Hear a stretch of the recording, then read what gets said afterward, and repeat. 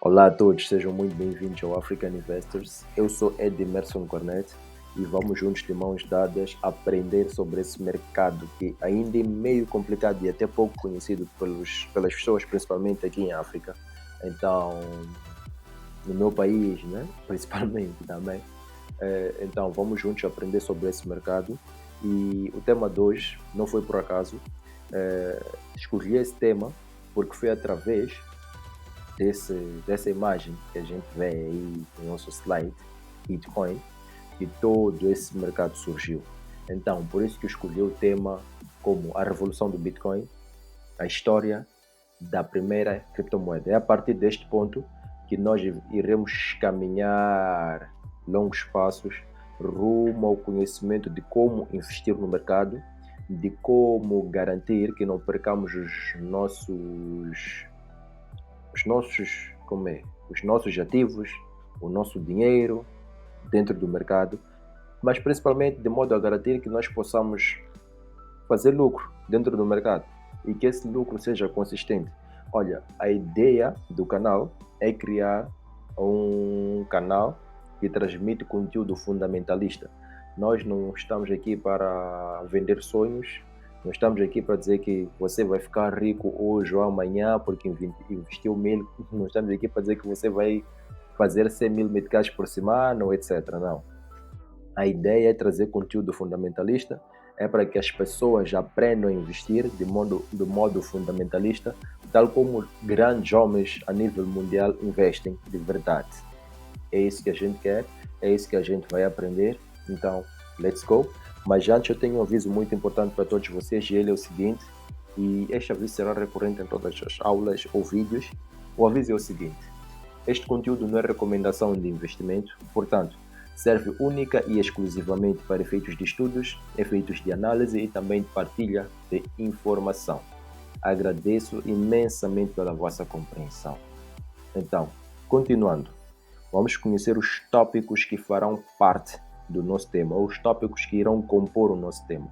Eles são os seguintes: precedentes do surgimento do Bitcoin, a invenção do Bitcoin, o conceito do Bitcoin, a funcionalidade ou aplicabilidade do Bitcoin e, por último, a estruturação do Bitcoin.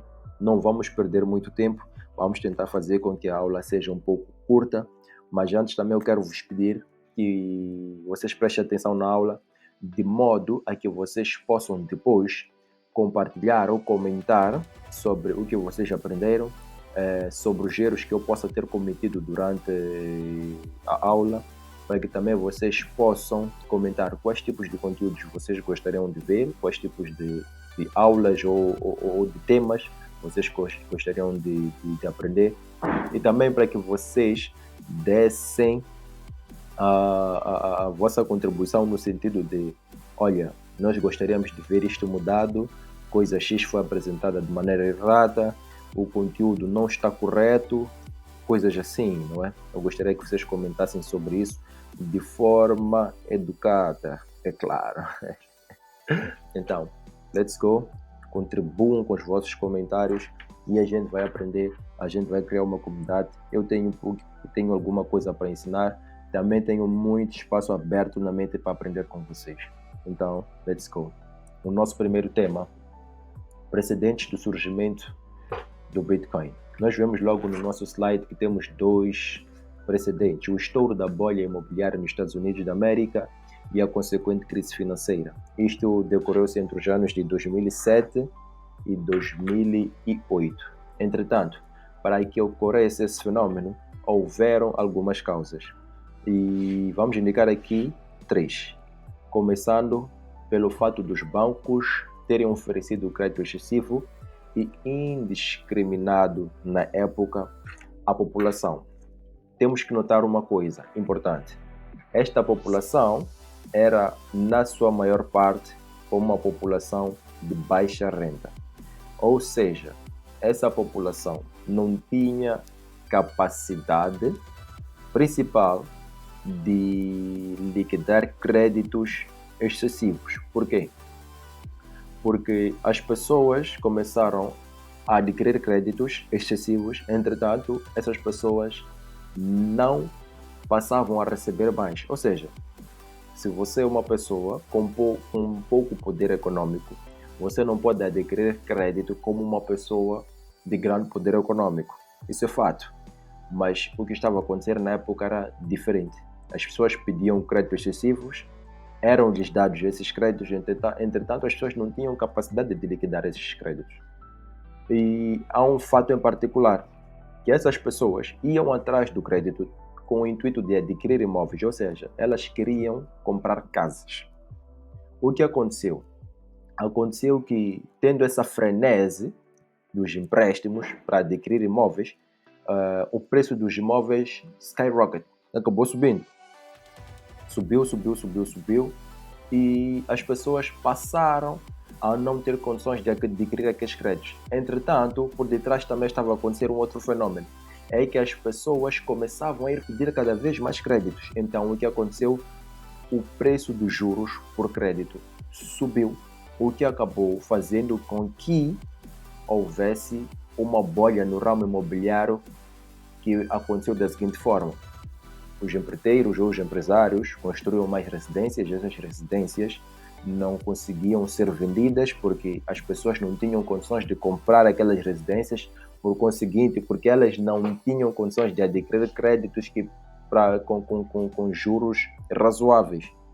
Então, o que aconteceu foi que estourou essa bolha imobiliária nos Estados Unidos, porque as pessoas já não tinham condições de adquirir créditos para comprar essas casas, e pior, as pessoas não tinham nem sequer condições de liquidar os créditos outrora concedidos a eles. O que aconteceu é que muitos dos bancos que ofereceram créditos ficaram descapitalizados, ou seja, ficaram sem dinheiro. Então, um desses bancos foi esse que nós vemos no nosso slide, o Lehman Brothers. O Lehman Brothers foi um dos maiores bancos do mundo, um dos maiores bancos dos Estados Unidos da América. Esse banco faliu a 15 de setembro, declarou falência a 15 de setembro de 2008, e foi numa segunda-feira, e essa segunda-feira foi batizada como a Segunda-feira Negra. Olha, notem que o Lehman Brothers chegou a deixar um rombo de cerca de 700 bilhões de dólares. Olha, é muito. Cerca de 700 bilhões de dólares. Na época, o Lehman Brothers colocou cerca de 25 mil funcionários na rua, não é? Então, essa foi considerada uma das maiores falências nos Estados Unidos até a atualidade. E por conta desse fenômeno, dessa falência, ocorreu que começaram a haver comentários de que estava iniciada uma cadeia de eventos que iria impactar a economia global, não é? Nesse caso, as pessoas estavam certas. O que aconteceu foi com que a queda do Lehman Brothers, com o estouro da bolha imobiliária, a pior queda do índice Dow Jones, que era o principal índice, ou é o principal índice da Bolsa de Valores de Nova York, aconteceu também a queda das principais bolsas de valores, indicando que algumas delas perderam cerca de 30% do seu capital. Ou seja, as empresas que comercializam ações na Bolsa de Valores chegaram a perder até 30% da sua capitalização. A renda coletiva da população também, americana nesse caso, chegou a cair por aí cerca de 25% entre os anos de 2007 e 2008. E por conta disso estava assim iniciada, a desconfiança do sistema financeiro mundial.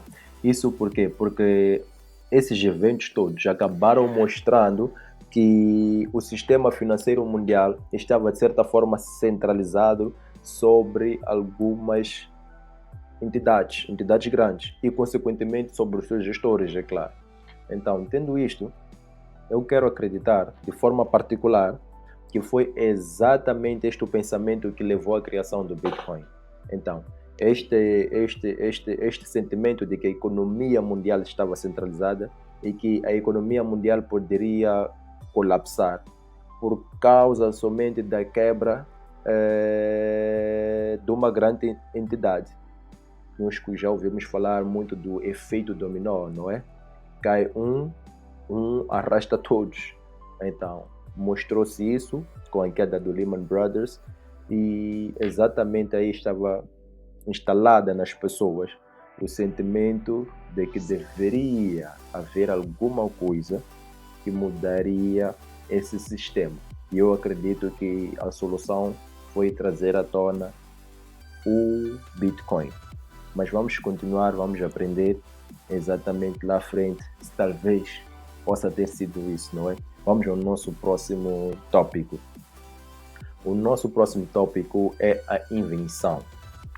Então, tendo acontecido todos esses fenômenos e, por acaso, tendo também já se instalado a crise financeira nos Estados Unidos por conta desses fenômenos, essa crise que ia se alastrando pelo mundo, estava instalada também a desconfiança do sistema financeiro mundial. Então, foi aí quando foi publicado um certo documento. Esse documento chamava-se White Paper. Ele foi publicado a 31 de outubro de 2008 e este documento descrevia uma nova tecnologia que iria revolucionar o sistema financeiro atual daquela época. Este documento descrevia o Bitcoin. Descrevia-o como um sistema de dinheiro eletrônico ponto a ponto, como nós vemos exatamente no nosso slide, um sistema de dinheiro ponto a ponto, de pessoa para pessoa, nesse caso. Esse sistema é portável e também é excluso de uma autoridade central. Essa autoridade podiam ser bancos, poderiam ser governos ou qualquer outra entidade financeira. Mas então, vamos entender exatamente o que é um white paper. O nosso site já nos diz exatamente o que é o white paper, para que vocês possam aprender, porque sempre que vocês forem a estudar o novo protocolo, a primeira coisa que vocês vão ter que fazer é estudar o white paper. Então, o que é um white paper? O white paper, tirando o white paper do Bitcoin exatamente que vocês veem, vamos saber exatamente o que é um white paper de forma separada. O white paper é um documento informativo que busca descrever as características, as metodologias ou as tecnologias de um certo protocolo, sua funcionalidade e também a aplicabilidade, com o objetivo de promover o mesmo e assim influenciar a sua adesão. Eu acredito que vocês compreenderam perfeitamente o que é um white paper. Continuando, vamos agora saber quem inventou o Bitcoin. Perdão. Então, o Bitcoin foi criado em setembro de 2008, como nós vemos no nosso slide. Foi lançado, porém, em janeiro de 2009. A assinatura da pessoa que lançou o white paper, que nós identificamos lá no slide anterior, foi Satoshi Nakamoto, não é? Foi a assinatura que vinha no white paper. Então, logo julgamos que foi o Satoshi Nakamoto, o criador do Bitcoin. Entretanto, Satoshi Nakamoto é um indivíduo não conhecido publicamente, ou seja, não se conhece a face de Satoshi Nakamoto. Ninguém nunca ouviu. Esse Satoshi Nakamoto é somente um pseudônimo, um nickname, como a gente costuma dizer por aí, não é? É exatamente isso. Ninguém conhece Satoshi Nakamoto, ninguém sabe quem ele é. O documento que Satoshi Nakamoto publicou na época, em 2008, continha 9 páginas e descrevia uma nova moeda digital e descentralizada, não é? Mas ok, posto isso, o Satoshi Nakamoto enviou ou realizou a primeira transação no protocolo ou no sistema do Bitcoin. Essa transação foi realizada a 12 de janeiro de 2009, tal como nós vemos no nosso slide. O Satoshi Nakamoto enviou 10 Bitcoins para Hal Finney. Hal Finney foi a primeira pessoa a receber Bitcoins através do protocolo do Bitcoin. Temos que notar, por como nota bem, que Hal Finney foi também um dos nomes mais respeitados na comunidade de cripto. Julgava-se, melhor dizendo, que Hal Finney era o próprio Satoshi Nakamoto, mas nada conclusivo, por isso não vamos colocar aqui como prioridade. Então agora vamos saber o que efetivamente é o Bitcoin. Essa moeda ou tecnologia maravilhosa que vem revolucionar o mercado financeiro. Então, o nosso slide já nos diz: o Bitcoin é uma moeda virtual, peer-to-peer, ponto a ponto neste caso, formada a partir de um código único e não possui uma moeda ou cédula física para o representar. De forma simples, o Bitcoin não é exatamente igual à nossa moeda tradicional pelo fato dela não ser representada de forma física, mas também porque existem algumas outras diferenças. Uma delas é que o Bitcoin não é regulado por governos, o Bitcoin não é regulado por bancos nem por empresas. Na prática, significa que dois indivíduos, um no ponto A, no ponto outro no ponto B, ou seja, independentemente da localização geográfica dos indivíduos, ambos podem enviar, podem comprar, podem receber Bitcoin, independentemente da sua localização e também sem intermediários como bancos ou como governos ou emissores de cartão de crédito, por exemplo. E só para termos como um ponto importante, diferentemente de outras moedas, tal como o dólar, como o metical, como o rand, como o kwanza, como o rubro ou qualquer outra moeda que tem representação física, o Bitcoin é uma moeda com fornecimento limitado, diferentemente das moedas que a gente conhece e que a gente faz uso hoje em dia, que tem um fornecimento ilimitado. Elas, quando necessitam de dinheiro, elas imprimem mais, não é? Então, existe essa diferença. Então, vocês vão aprender um pouco mais sobre essa questão do fornecimento limitado do Bitcoin lá mais à frente. Continuando, vamos conhecer algumas das características do Bitcoin, não é? A primeira delas é que o código do Bitcoin só permitirá a emissão de um total de 21 milhões de moedas, não é? Julga-se, se não estou em erro, que até a atualidade, até agora que o nosso vídeo está a ser exibido, existam no máximo perto de 20 milhões de moedas que já tenham sido emitidas pelo código do Bitcoin, não é? E saibam que o fornecimento do Bitcoin é limitado e não só, ele é cortado em 4 anos, não é?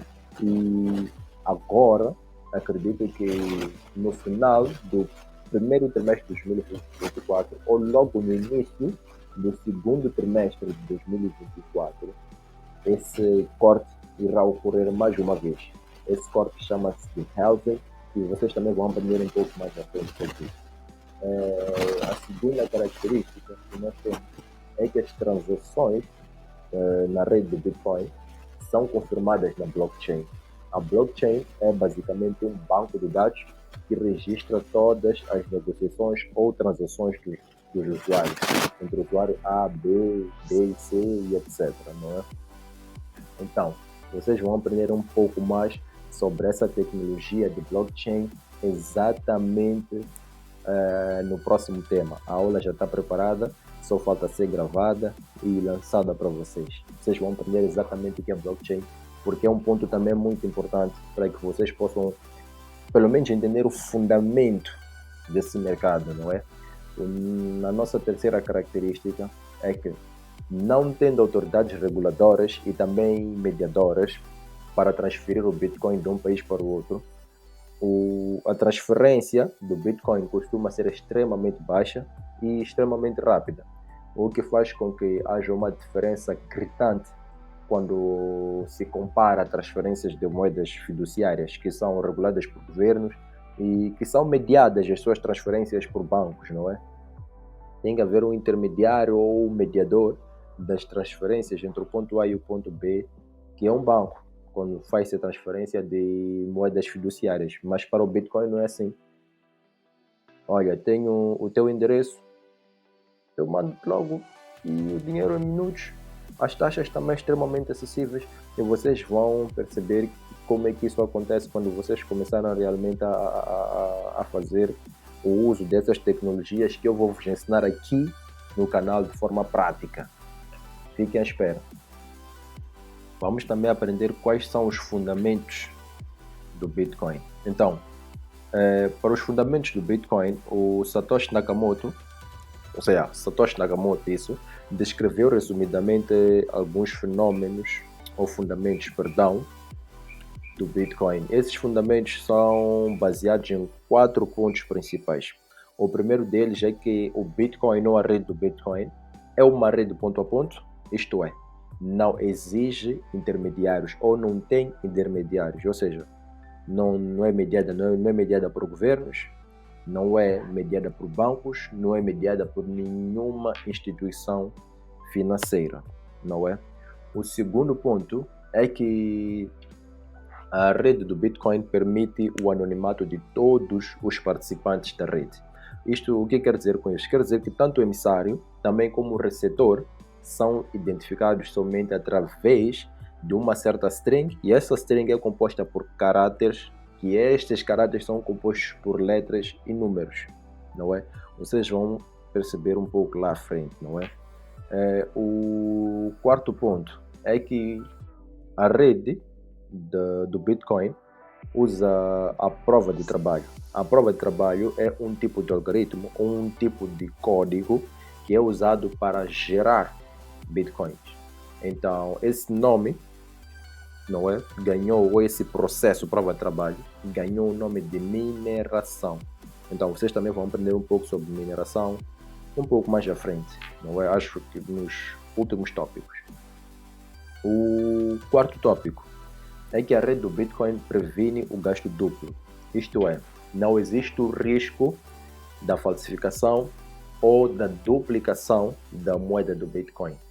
E isso evita que o Bitcoin seja duplicado e por isso que exista este tal gasto duplo, não é? Então, não há essa possibilidade. Então, só para acrescentar, o conhecimento não ocupa espaço, é importante também sabermos que o Bitcoin é uma moeda que pode ser dividida em unidades de até 8 casas decimais. Por que eu deixo esse ponto agora? É que o preço do Bitcoin hoje, que eu falo, que eu gravo este vídeo, está por aí entre 33 a 34 mil dólares. Então, existem pessoas que podem dizer, olha, esse valor é extremamente alto, eu não tenho condições nem sequer de adquirir nem de investir no Bitcoin. Entretanto, a possibilidade do Bitcoin ser fracionado, ser dividido em unidades de até 8 casas decimais, permite que nós possamos adquirir essas tais unidades. Essas unidades são chamadas de satoshis hoje em dia, não é? Então, existe essa possibilidade de nós investirmos 100 dólares, de investirmos 50, de investirmos 10 dólares, não é? Na compra do Bitcoin. Então, não se preocupem, porque existe essa facilidade para pessoas como eu, não sei se como você, não é? Possam adquirir pelo menos uma fração do Bitcoin. Saibam que hoje o Bitcoin, para além de ser uma moeda ponto a ponto que serve para transferências, não é? De esse dinheiro digital, ela também hoje em dia é considerada como uma reserva de valor, assim como o ouro, por exemplo. Então julga-se que dentro talvez até de 10 anos o market cap do Bitcoin possa subir de tal forma a alcançar o market cap do ouro como reserva de valor. Então, se isso acontecer, será um crescimento estrondoso. E quem estiver all-in nessa época e tiver entrado bem antes, oh God, vamos a isso, vamos continuar. Já sabemos de alguns dos fundamentos, então agora vamos o Bitcoin realmente funciona, não é? Então, vamos aprender. Antes de tudo, é importante que a gente entenda que existem 3 componentes separados do Bitcoin. E esses componentes combinam-se entre si de modo a criar um sistema de pagamento descentralizado, não é? E esses componentes são 3 que vamos mostrar agora, que são a rede do Bitcoin, também a blockchain do Bitcoin e, por último, a criptomoeda nativa da rede, não é? Mas voltando, vamos entender o que é a rede do Bitcoin. Simplificando, de modo simples, a rede do Bitcoin é basicamente o local onde o Bitcoin é executado. E tendo em conta que esta rede é ponto a ponto, como falamos anteriormente, os usuários desta mesma rede, aqueles que pretendem fazer a troca de moedas uns com os outros, não precisam de ajuda de intermediários para executar, nem sequer para validar uma certa transação, não é? Continuando, a blockchain do Bitcoin. A blockchain do Bitcoin é basicamente um livro-razão público, onde todas as transações nesta rede são gravadas de forma cronológica, não é? Este é um livro-razão público e essa tecnologia é chamada de blockchain de forma técnica, posso assim dizer. Mas o que seria um livro de razão público? Um livro de razão público seria um ledger, também de forma técnica, mas de forma simples, um ledger ou um livro de razão público é aquele livro de caixa que a gente usa no dia a dia dos nossos negócios para fazer o registro de entradas e saídas, de compras e vendas e abates e acréscimos, todos aquele livro que a gente usa nas nossas empresas, não é? Então, é este livro, mas de forma digital, onde esses registros, primeiro, são imutáveis, mas também são organizados de forma cronológica, não é? Então, esta tecnologia de livro-razão, que nós chamamos de blockchain, que permite que as transações da criptomoeda do Bitcoin, nesse caso, sejam verificadas, sejam armazenadas, ordenadas também, de forma imutável e também transparente, não é? Continuando, a criptomoeda nativa da rede. Simples quanto isso. É o objeto da transação dentro da rede. O BTC, o Bitcoin, simples quanto isso, é o objeto de transação dentro da rede. Nada mais. Então, para finalizar, vamos aprender sobre a estruturação do Bitcoin. Também muito importante. A tecnologia do Bitcoin é estruturada da seguinte forma. Primeiro, criptografia. A rede do Bitcoin é baseada em criptografia de chave pública e de chave privada. Aqui, os usuários têm um par de chaves, uma pública e outra privada. E essas chaves são usadas para registrar transações e também para assinaturas digitais. Continuando. A blockchain. Já vos expliquei basicamente o que é uma blockchain, mas ok, vamos a isso. A tecnologia do Bitcoin usa a tecnologia de registro distribuído.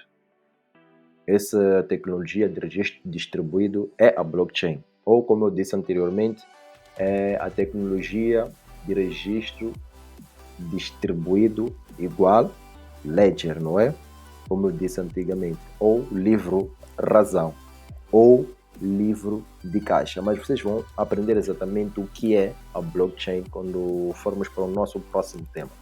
Então, a blockchain também podemos dizer que é uma cadeia de blocos de transações, onde cada bloco contém um conjunto de transações confirmadas. Continuando. As transações são a base do funcionamento do Bitcoin. Elas representam a transferência de valor entre os pontos A e B, ou entre os endereços, nesse caso, de carteiras.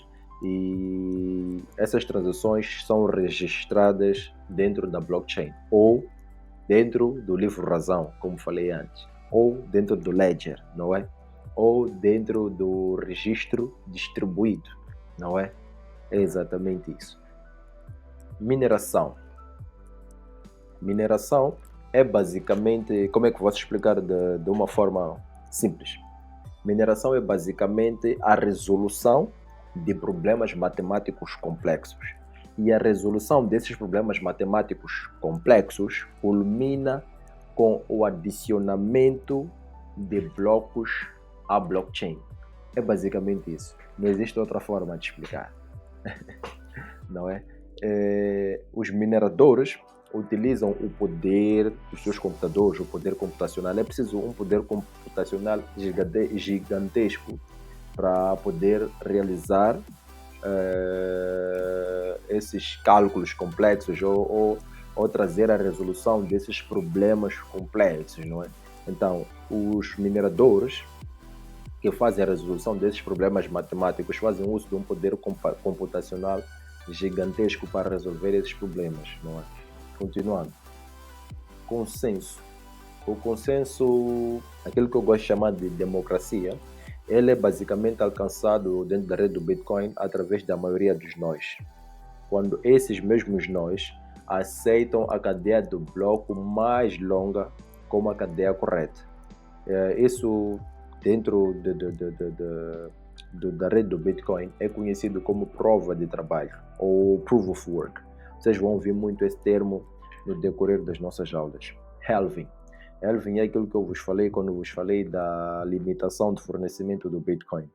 O halving indica que o Bitcoin, entre aspas, tem um cronograma de emissão controlada das suas moedas, onde a recompensa dos mineradores, a recompensa daqueles homens que resolvem aqueles problemas matemáticos e adicionam novos blocos à blockchain, é reduzida pela metade e é reduzida aproximadamente entre 4 em 4 anos. Aquilo que eu vos falei que a próxima redução ou corte do fornecimento do Bitcoin será reduzido entre o início do primeiro trimestre ou entre o final do primeiro trimestre ou início do segundo trimestre de 2024, não é? E este evento chama-se de halving. Continuando, carteiras. Primeiro, deixa-me dizer que existem dois tipos de carteiras. As online, que nós costumamos chamar de hot wallets, e as offline, que a gente costuma chamar de cold wallets. Elas são basicamente aplicativos. E esses aplicativos são usados tanto para armazenar como também para receber os bitcoins, não é? Segurança. Sabemos que a segurança é fundamental para qualquer tecnologia, não é? Principalmente para o Bitcoin. Esta rede é protegido por criptografia e é importante que vocês, como usuários, devam estar exatamente cientes dos riscos associados ao armazenamento e também ao uso de chaves privadas. Mas o que são chaves privadas? Chaves privadas são senhas que permitem aos usuários acessarem os seus bitcoins e também de autorizarem transações. As vossas chaves privadas devem ser mantidas de formas seguras e jamais compartilhadas com terceiros. Dou-vos uma dica já agora, que nem precisava dar agora, porque vamos falar disso mais à frente. Jamais deixem as vossas chaves privadas nos vossos computadores.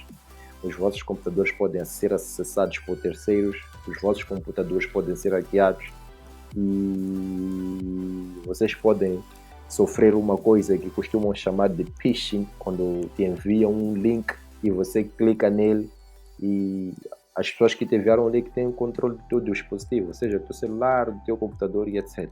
Não é? Então tenham muito cuidado com isso. Continuando. Endereços do Bitcoin. De forma simples, os endereços são basicamente aquilo que a gente conhece como o nosso número de conta ou o nosso NIB. Eles são representações numéricas, não é? Tanto como nós vemos quando fazemos o uso das nossas contas e servem para receber os bitcoins, não é? Continuando, descentralização. Descentralização basicamente significa que o Bitcoin não é controlado por nenhuma entidade.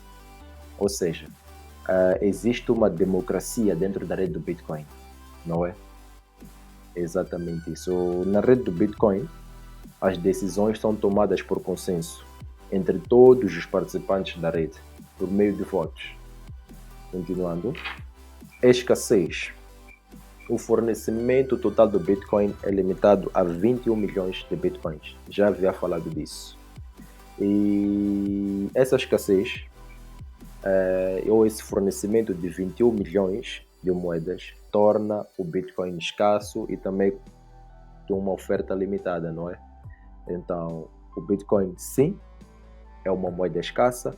É só percebemos que nós no mundo somos cerca de 8 bilhões de pessoas, mas só serão impressos até o final 21 milhões de moedas de Bitcoin. Não dá para termos um Bitcoin cada um.